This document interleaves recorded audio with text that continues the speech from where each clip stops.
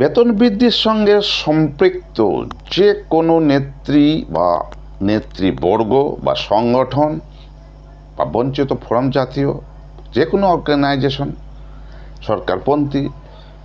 সরকারপন্থী নয়,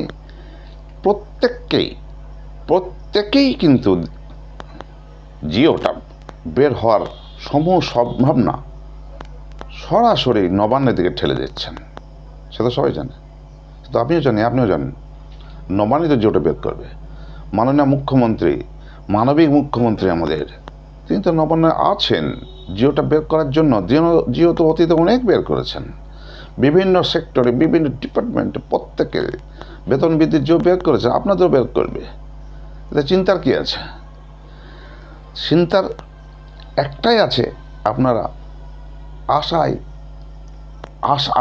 আশায় থেকে আশা হতে উঠছেন, এটাই চিন্তা।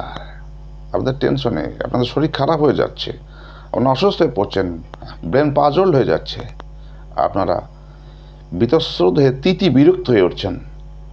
এইরকম খবর পেলে কিন্তু আপনারা সরাসরি আক্রমণ নামছেন, বিশ্বাসই করছেন না। এই তো ফ্যাক্ট, এটাই।